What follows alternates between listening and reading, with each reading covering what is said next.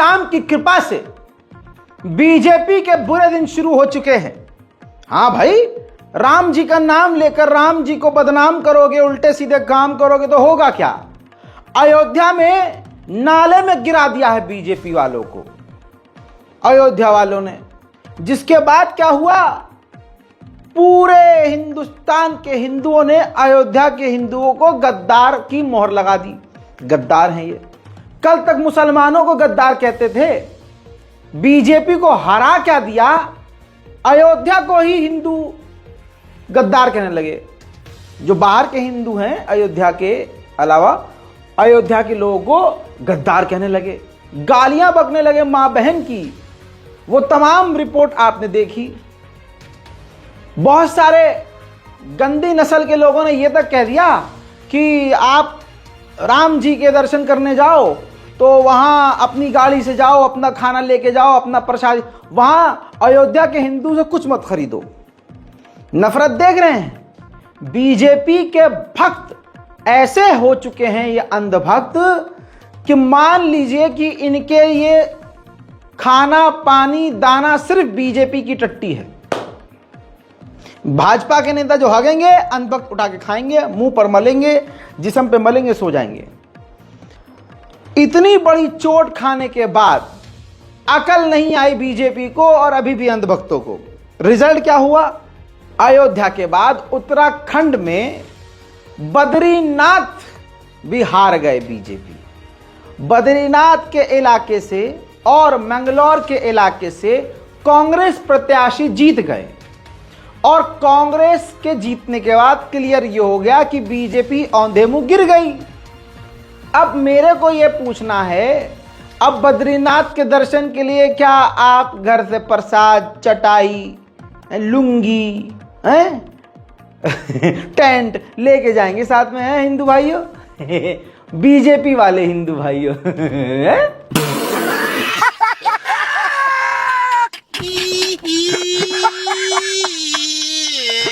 खैर मेरे दोस्तों, ये जलील होते रहेंगे क्योंकि इन्होंने अपने भगवान को भी नहीं छोड़ा। भाजपा ने अपने भगवान को भी नहीं छोड़ा। प्रभु श्री राम का नाम लेकर इन्होंने डील करी, भगवान जी का नाम खराब किया और अब ये इनको भुगतना है। बीजेपी वालों ने और खुद मोदी जी ने हिंदुओं को जबरदस्त तरीके से ठगा है। हमारे इस हिंदू समुदाय को अगर कोई ठगने वाला है तो सिर्फ और सिर्फ वो बीजेपी है, इसके अलावा कोई और नहीं है। हिंदू राष्ट्र, हिंदू राष्ट्र, हिंदू राष्ट्र, हिंदू राष्ट्र, हिंदू राष्ट्र, हिंदू राष्ट्र, जैसे किसी ने रोजगार मांग लिया, हिंदू राष्ट्र बनेगा।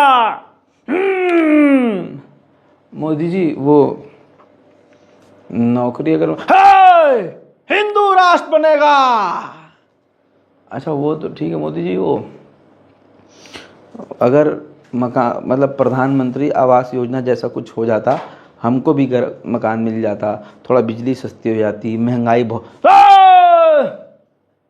हिंदू राष्ट्र बनेगा। अब अंधभक्तों ने सब बर्दाश्त कर लिया, हिंदू राष्ट्र, हिंदू राष्ट्र, हिंदू राष्ट्र, हिंदू राष्ट्र, हिंदू राष्ट्र, हिंदू राष्ट्र। फिर बाद में क्या हुआ, गर्दन पकड़ के हिंदुओं की दीवार में रगड़ दिए ये बीजेपी और वो योगी जी। कैसे?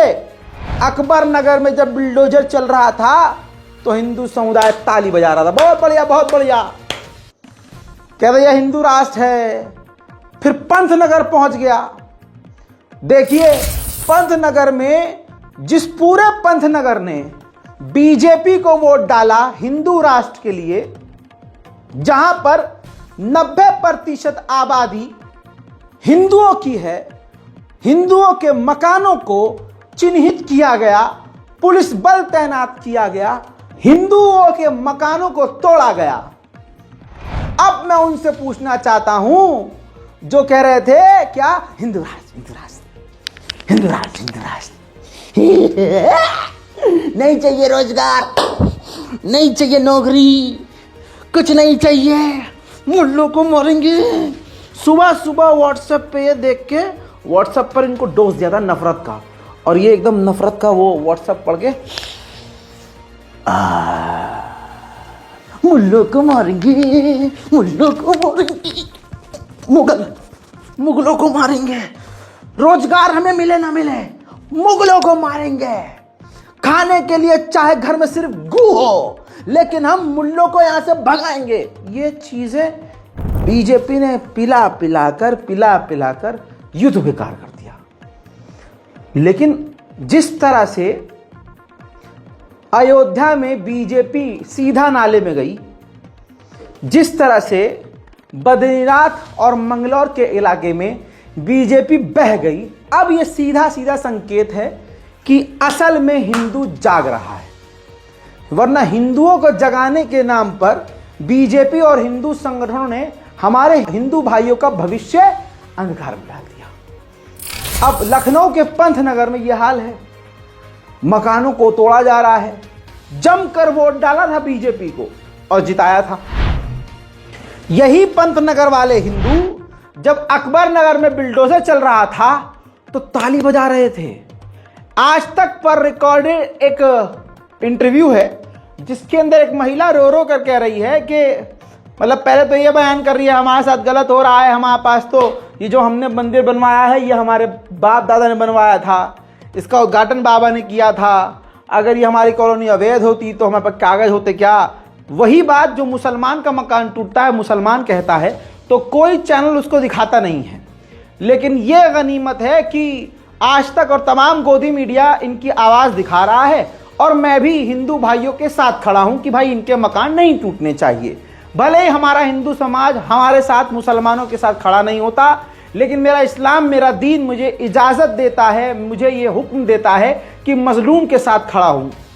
लेकिन जो आपको रिकॉर्ड सुनाने वाला हूं उसमें आप देखेंगे कि जिस महिला का मकान टूटने वाला है वो पूरी तरह से लाचार है, रो रही है, लेकिन मुसलमानों के खिलाफ इतनी नफरत अभी भी उसके अंदर है कि बातों बातों में बोल गई कि अकबर नगर वालों के पास कुछ नहीं था, हमारे पास तो कागजात भी थे। जबकि हकीकत यह है कि अकबर नगर वालों के पास भी 100 साल का इतिहास और तमाम दस्तावेज कागजात मौजूद हैं। यही तो बीजेपी ने किया है जो आज के हिंदुओं को समझ में नहीं आ रहा है। जबकि हिंदू रगड़े जा रहे हैं, उजाड़े जा रहे हैं, बर्बाद किए जा रहे हैं। थोड़ा सा वीडियो है क्योंकि कॉपीराइट का मसला है, पूरा नहीं दिखा सकता, लेकिन सुनिए, यहाँ नफरत को भी देखिए। और यही वो लोग हैं जो कल तक मुसलमानों के उजड़ने पर तालियां बजा रहे थे। घर बनवाया तो सोचा था कि घर टूटेगा? नहीं, ये कभी सपने में भी नहीं सोचा। 50 साल से मेरे फादर इन लॉ रह रहे हैं, 50 साल उन्होंने मंदिर बनवाया है, पर बाबा ने उसका स्थापना किया है। कोई ऐसे अवैध होता तो कोई पर बाबा के जमाने से ये मंदिर थोड़ी बन के खड़ा हो गया होता। हम तो आपके सहारे थे कि ये मंदिर मेरा ही है। ये सरकार है भैया, हम लोग को रोड पे लाके रख दिया। बच्चे पढ़ रहे हैं, कहाँ लेके जाएंगे? कोई एक जगह बता दे कि हाँ आप लोग वहाँ जाके सेफ हैं। कोई एक जगह बता दे। बच्चे बस क्रॉस लगा, अभी तो लगा के गए हैं, कल नोटिस आ जाएगी, कहाँ जाएंगे? आप तो बुलडोजर बाबा हो, बुलडोजर चला रहे। ये बुलडोजर है, ये बुलडोजर है। हम लोग सेफ महसूस करते हैं, औरतें सेफ हैं। ये सरकार में औरतें से, ये औरतें से कल रोड पे औरतें जाएंगी, उनके बच्चों के साथ क्या होता है कोई आगे बोलेगा आके? हम तो आंख बंद करके भरोसा करते थे, ये भरोसा तोड़ा उन्होंने। अकबर नगर बर्बाद किया, उनके पास कुछ नहीं था, हमारे पास पुख्ता सबूत है। हम रजिस्ट्री लेके आगे तक जाएंगे। ऐसे कैसे किसी का घर तोड़ सकते हैं? हम आगे तक जाएंगे, हमें पूरा सबूत दीजिए कि किस वजह से आप हमारे घर पे ये कर रहे हैं। आके हमें पूरी चीजें हमें तब तक मिलेगी नहीं, तब तक हम कुछ नहीं आगे बढ़ने देंगे। कैसे बढ़ जाएंगी ये आगे बढ़?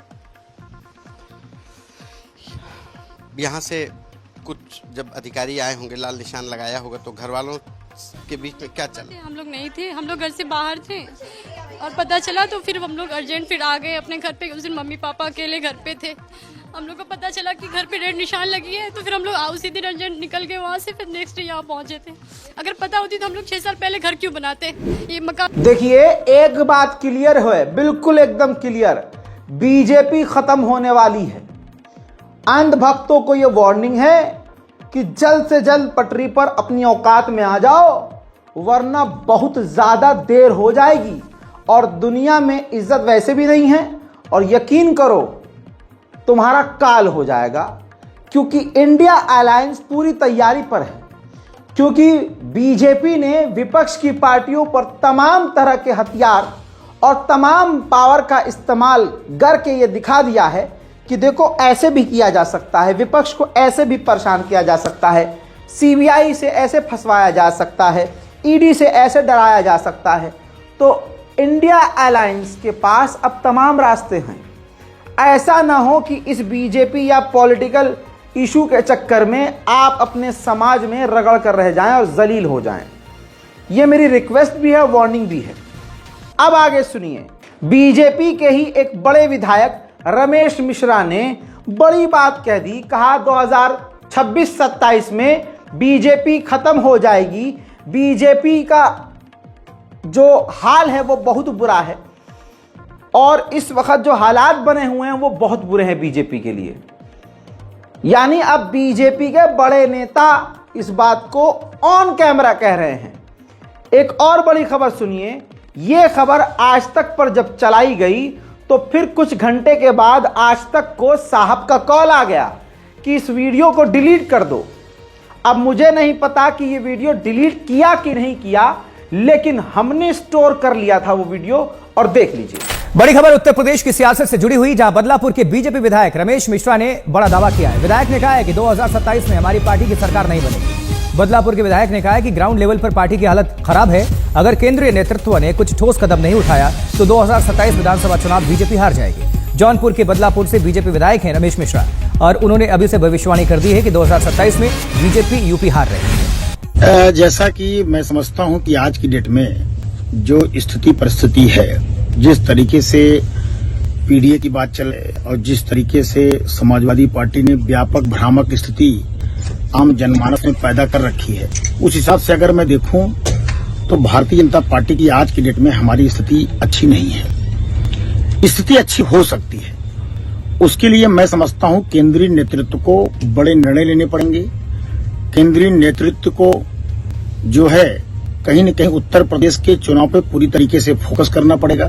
भारतीय जनता पार्टी के एक एक कार्यकर्ता को, एक एक जनप्रतिनिधि को मन से लगना पड़ेगा, तभी हम 27 में सरकार पुनः बना सकते हैं। नहीं तो आज की जो स्थिति है उस स्थिति के हिसाब से हमारी सरकार बहुत ही स्थिति खराब है। हमारी सरकार बनने की स्थिति आज के डेट में नहीं दिखाई पड़ रही है।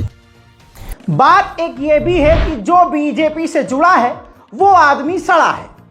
रजत शर्मा दलाल को हर आदमी जानता है कि ये बीजेपी के लिए दलालगिरी करता है। इसने अभी पिछले हफ्ते लाइव प्रोग्राम में कांग्रेस की प्रवक्ता को गरिया दिया था, गाली बक दिया था। बीजेपी का अगर इंसान हो और बीजेपी सपोर्टर गाली ना बके, ऐसा कैसे हो सकता है? और आप जानते हैं सोशल मीडिया पर जो भगवान श्री राम का प्रोफाइल में अपना नाम लिखे रहते हैं और खासकर मोदी का प्रोफाइल लगाए रहते हैं, प्रभु श्री राम का फोटो लगाए रहते हैं, वो महिलाओं को गाली सबसे आगे बकते हैं, दूसरे समुदाय को गाली बकते हैं, लड़कियों का बलात्कार करने वो कहते हैं, कत्ल करने की, दंगा भड़काने की बातें करते हैं। तो ये तो आप समझ गए ना कि ये क्या स्टाइल होता है इनका। जय श्री राम लिखा है होगा, मोदी की फोटो लगाई होगी, बीजेपी का सपोर्टर होगा और महिलाओं को गाली बक रहा होगा, बेरोजगार होगा, बलात्कारी होगा। रजत शर्मा पढ़ा लिखा अंधभक्त है और वो पूरा एक बड़े स्तर का दलाल है, बड़े लेवल का। वो वीडियो पहले मैं आपको दिखाता हूं जो क्लियर कट उसमें गाली बकता हुआ नजर आ रहा है। इस वीडियो के वायरल होने के बाद रजत दलाल और उसके अलावा अंधभक्त जो दलाली करते हैं अपने साहिब के लिए, तमाम दलालों ने मिलकर बीजेपी आईटी सेल के द्वारा यह साबित करने की कोशिश की कि यह वीडियो एडिटेड है, फेक वीडियो है। जैसा बीजेपी करती है, आईटी सेल करती है, वैसा ही इसको समझा गया। पहले ये वीडियो देखिए। लेकिन आप समझिए मैंने क्या कहा था, उसको मत मिसकोट करिए। मैंने कहा था कांग्रेस अगर 90 सीटें भी जीत ले तो उसकी जीत मानी जाएगी। नरेंद्र मोदी, ये दर्शक देख रहे हैं, आपने कहा था कोई बड़ी बात नहीं है, मैं सुन रही थी आधे घंटे से। चलिए देख लिया दोस्तों, एक भी कट नहीं, एक भी जूम नहीं, एक भी एडिट नहीं, ओरिजिनल वीडियो है। वो बंदा फुसफुसाते हुए गाली बक रहा है, ऑन रिकॉर्ड है। इसके बाद रजत दलाल के ऊपर केस दर्ज हुआ तो इंक्वायरी की गई, तो ट्विटर यानी एक्स ने दिल्ली हाई कोर्ट में यह स्टेटमेंट दिया कि वो वीडियो न एडिट किया गया था, ना वो मॉडिफाई किया गया था, किसी भी तरह से वो फेक वीडियो नहीं था। यानी रजत दलाल जो है बीजेपी का, वो ऑन एयर खुलकर मोदी के समर्थन में एक महिला को गाली बकता है। यह बीजेपी का चरित्र है और ये अंधभक्तों की औकात है। मेरी अभी भी हिंदू भाइयों से अपील है, रिक्वेस्ट है, हाथ जोड़कर, नफरत का दामन छोड़ दो, अपना दिल मुसलमानों के लिए साफ कर लो और प्रभु श्री राम के असली भक्त बनो। भाजपा और मोदी के भक्त मत बनो। मोदी परमात्मा नहीं है, मोदी कोई भगवान नहीं है। अंधभक्ति में और भक्त में फर्क होता है, अंधभक्त और भक्त में फर्क होता है। हजरात, लाइव एग्जाम्पल दे रहा हूं, जो पंतनगर वाले कल तक बड़े खुश थे जब उनके घर पर बुलडोजर चल रहा है, तो अब उनको हिंदू मुसलमान भाईचारा नजर आ रहा है। अब वो कह रहे हैं कि नहीं जी, यहां हमारे यहां इलाके में मुसलमान भी रहते हैं लेकिन वो बहुत अच्छे हैं, हमको उनसे कोई प्रॉब्लम नहीं है, हम सब मिलजुल कर रहते हैं, ब्ला ब्ला ब्ला ब्ला ब्ला। सुनिए। सोनी यहाँ पर ज्यादातर लोग बीजेपी समर्थक हैं। अगर यहाँ पर ऐसा होगा तो यहाँ से वोट नहीं जाएगा बीजेपी का। अच्छा, अभी लोकसभा जो चुनाव हुआ तो उसमें आप लोगों ने वोट सब ज्यादातर लोग बीजेपी समर्थक, पार्षद भी बीजेपी से हैं। अच्छा। और हम लोग ज्यादातर यहाँ पे हिंदू समुदाय है। अच्छा। मुस्लिम समुदाय है, लेकिन इससे हमारी कोई दुश्मनी नहीं है। सब हम लोग एक फैमिली की तरह रहते हैं। अच्छे लोग, शिक्षित लोग गवर्नमेंट जॉब में हैं, पढ़े लिखे हैं, अधिकतर लोग गवर्नमेंट जॉब में हैं, लेकिन इतना पैसा नहीं है कि ये टूटेगा हम दूसरा महल बना लें। मैं फिर से तमाम अपने हिंदू भाइयों को यह अपील करूंगा कि नरसिंहा लंड सरस्वती और वो सुरेश चक्रवाणे, टी राजा जैसे समाज की गंध से दूर रहिए। उनसे इन्फ्लुएंस होकर, भड़क कर कोई भी नफरती काम करके अपना भविष्य खराब मत कीजिए। क्यों? नरसिंहा लंड सरस्वती एक नेता की तरह है, उसके आप जैसे इतने भक्त हैं कि बिना कुछ किए लाखों की कमाई है। टी राजा एक नेता है, अंधा पैसा है, खुद महल में रहता है, अपने बच्चों को महल में रखता है, काफिला लेके चलता है, करोड़ों की संपत्ति है, उसको क्या जरूरत है? अब इधर आइए सुरेश चक्रवाणे, उसने तो पूरा टीवी एम्पायर बना रखा है जो नफरत फैलाता है, उसी के अंदर अपनी बीवी, बच्चों सबको घुसा लिया है। तो उनके पास, उन तीनों के पास अंधा पैसा है, ऐसे लोगों के पास अंधा पैसा है। अब ये अपने अपने प्लेटफॉर्म से आपको भड़काते हैं और व्हाट्सएप यूनिवर्सिटी के जरिए आपको लोकल हिंदू संगठन भड़काता है। आपके दिल में इतनी नफरत आ जाती है कि आप गलत कदम उठा लेते हैं। फिर ये आपको बचाने के लिए नहीं आते हैं, आपकी जिंदगी के साथ खिलवाड़ करते हैं। आप पर एफआईआर होती है, आपका भविष्य खराब होता है, जबकि इनके बच्चे यूरोप में ऐश कर रहे होते हैं।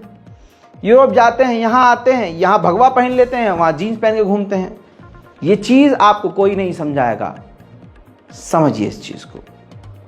ऐसे ही गाजियाबाद के एक हिंदू नालायक व्यक्ति ने, लौंडे ने भड़कावे में आकर मस्जिदों के अंदर धमकी भरा खत भेज दिया, लिख दिया और डाल दिया कि सुन लो मुल्लो कान खोलकर, अगर आज के बाद अजान की आवाज़ मस्जिद के बाहर आई तो लाशें गिनने के लिए तैयार रहना।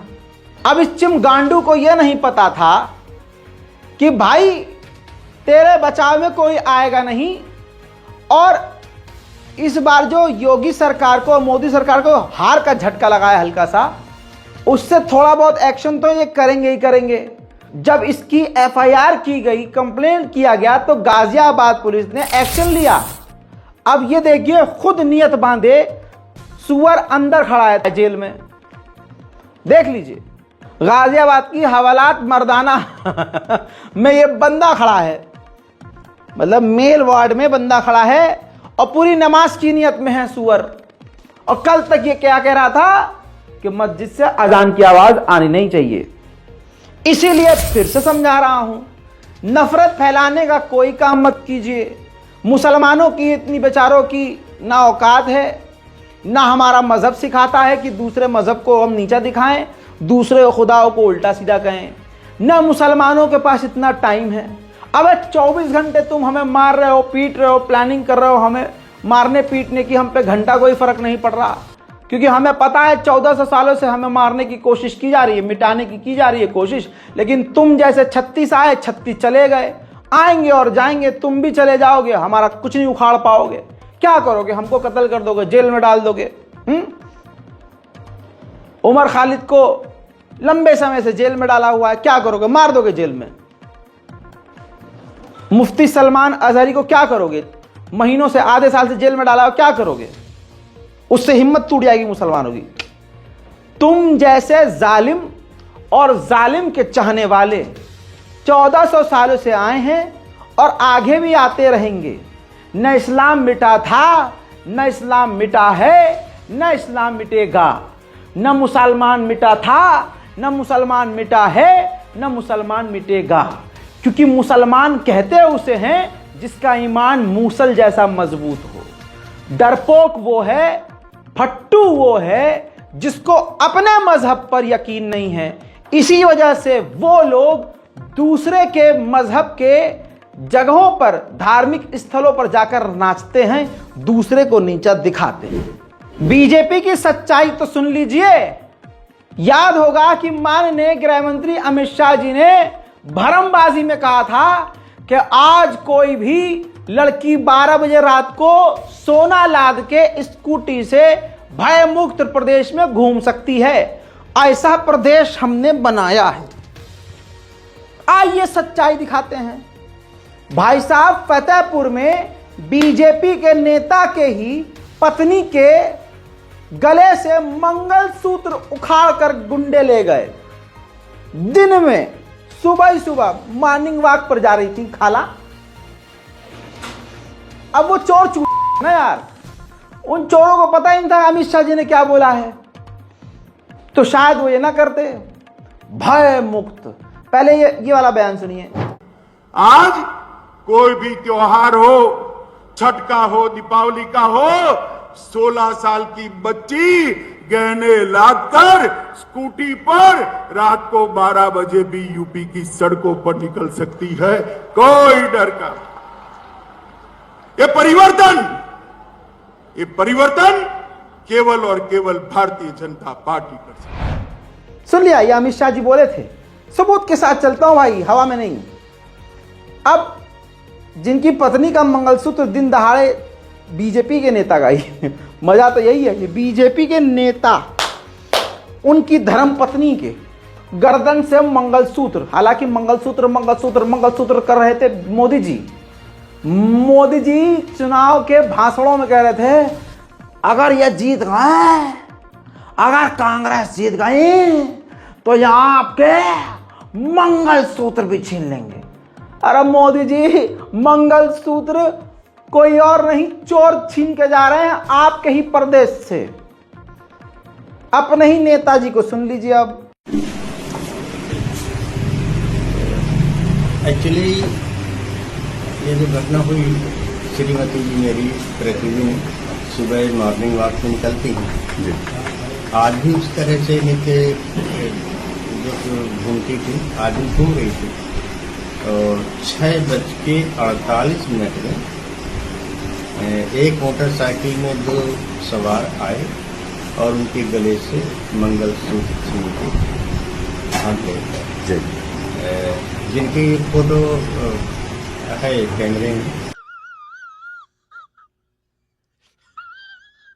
आएगा काल बीजेपी का आएगा। बुरा हाल तो हो ही रहा है।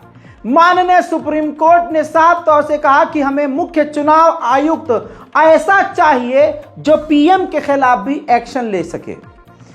पहली बात तो अब मुझे डर लग रहा है कि जिस जज साहब ने ऐसा बयान दिया है उनका ही ट्रांसफर न हो जाए। देखिए, मुसलमान कोई भी त्योहार मनाता है या कोई भी चीज करता है तो उस पर आपत्ति दर्ज की जाती है और नीचा दिखाया जाता है। ऐसे दौर में एक खूबसूरत नौजवान लड़की ने बहुसंख्यक समाज की भगवान श्री कृष्ण से शादी कर ली है। भगवान से कर ली शादी, है ना कमाल की कहानी। 21 वर्ष की हिंदू युवती ने भगवान श्री कृष्ण से शादी रचा ली है। युवती के पिता बोले, अब भगवान श्री कृष्ण हमारे दामाद। उत्तराखंड के हल्द्वानी में 21 वर्ष की एक युवती ने भगवान श्री कृष्ण की मूर्ति के साथ विवाह रचाया। भगवान श्री कृष्ण को वर के तौर पर पाने के लिए पिछले 15 सालों से करवा चौथ का व्रत रख रही थी हर्षिका। सुबह 10:30 बजे गाजे बाजे के साथ भगवान श्री कृष्ण की पत्नी बन गई हर्षिका। अब मैं इस पर कुछ बोलूंगा तो विवाद हो जाएगा। समझदार खुद समझ कि मामला क्या है। क्वेश्चन मार्क छोड़ रहा हूं। ऐसा ही मामला अगर मुसलमानों में हो जाए, नौजुबिल्ला, जो हो नहीं सकता, तो दूसरा समुदाय क्या क्या लिख दे। खैर, इस नेशनल प्राइम टाइम में आज और अभी के लिए इतना ही। इस रिपोर्ट को खूब शेयर कीजिएगा, कोई कॉपीराइट नहीं। डाउनलोड कीजिए, फेसबुक पर पोस्ट कीजिए, यूट्यूब पर डालिए, कहीं भी डालिए। बस शर्त यह है कि मेंशन ओरिजिनल लिंक जरूर शेयर कीजिएगा, वरना कॉपीराइट पड़ेगा। और इसको कॉपीराइट फ्री करने का मकसद इतना है कि ज्यादा से ज्यादा दूर तक और ज्यादा लोगों तक आपका और हमारा दर्द पहुंच सके। चैनल को सब्सक्राइब कीजिए, वीडियो के